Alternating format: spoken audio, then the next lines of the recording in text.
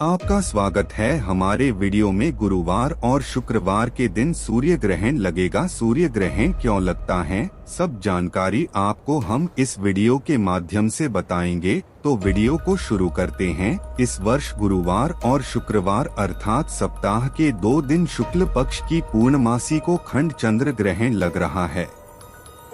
भारतीय समय के अनुसार ग्रहण का प्रारंभ रात्रि में 1:03 बजे मध्य से रात्रि 1:44 बजे तक तथा मोक्ष 2:30 रात्रि पर होगा। यह खग्रास चंद्र ग्रहण ऑस्ट्रेलिया, जापान, कोरिया, रूस, अटलांटिक महासागर, हिंद महासागर, पश्चिमी और दक्षिणी प्रशांत महासागर, अफ्रीका, यूरोप, एशिया और दक्षिण अमेरिका के पूर्वी उत्तरी भाग आदि से भी देखा जा सकेगा। ज्योतिष के अनुसार ग्रहण के समय चंद्रमा अश्विनी नक्षत्र एवं मेष राशि में रहेगा। मिथुन, कर्क, वृश्चिक, धनु एवं कुंभ राशि के लिए यह ग्रहण शुभ, सिंह, तुला और मीन राशि के लिए मिश्रित फलदायी है तथा मेष, वृष, कन्या और मकर राशि के लिए अशुभ फलदायी है। एक बात हम और जान ले कि सूर्य ग्रहण हमेशा अमावस्या के दिन तथा चंद्र ग्रहण हमेशा पूर्णमासी को लगता है। हम सबसे पहले ग्रहण के आधुनिक मत की चर्चा करेंगे। हम सभी जानते हैं कि सौर मंडल के पृथ्वी समेत सभी ग्रह सूर्य के चारों ओर चक्कर काटते हैं। चंद्रमा पृथ्वी का उपग्रह है, अतः यह पृथ्वी के चारों ओर चक्कर काटता है। इस दौरान आधुनिक विज्ञान के अनुसार एक समय ऐसा आता है जब सूर्य, पृथ्वी और चंद्रमा तीनों एक लाइन में होते हैं तथा पृथ्वी सूर्य और चंद्रमा के बीच में आ जाती है, जिसके कारण सूर्य की किरणों चंद्रमा पर नहीं पहुंच पाती है और चंद्रमा दिखाई देना बंद हो जाता है। इसी क्रिया को पूर्ण चंद्र ग्रहण कहते हैं। कई बार चंद्रमा का कुछ हिस्सा तो नहीं दिखाई देता है परंतु कुछ हिस्सा दिखाई देता है। ऐसे ग्रहण को खग्रास ग्रहण कहते हैं। जैसा कि गुरुवार और शुक्रवार को दिखाई देगा। और आपको मैं यह भी बताना चाहूँगा कि खगोल शास्त्रियों ने गणित से निश्चित किया है कि 18 वर्ष 18 दिन की समयावधि में 41 सूर्य ग्रहण और 29 चंद्र ग्रहण होते हैं। एक वर्ष में अधिकतम 5 सूर्य ग्रहण तथा 5 चंद्र ग्रहण तक हो सकते हैं। अब हम पारंपरिक पौराणिक मान्यता के संबंध में चर्चा करेंगे। मत्स्य पुराण और स्कंद पुराण में देव और दानवों के द्वारा समुद्र मंथन का उल्लेख आता है।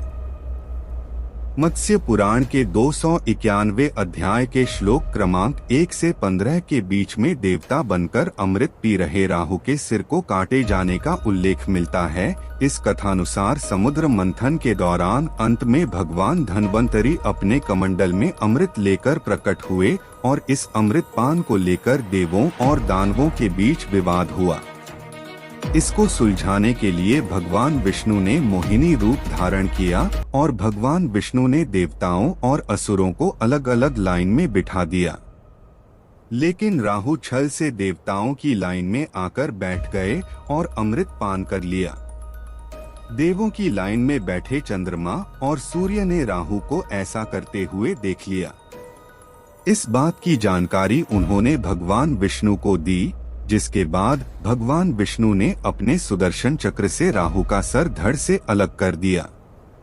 लेकिन राहु ने अमृत पान किया हुआ था, जिसके कारण उसकी मृत्यु नहीं हुई और उसके सर वाला भाग राहु और धड़ वाला भाग केतु के नाम से जाना गया।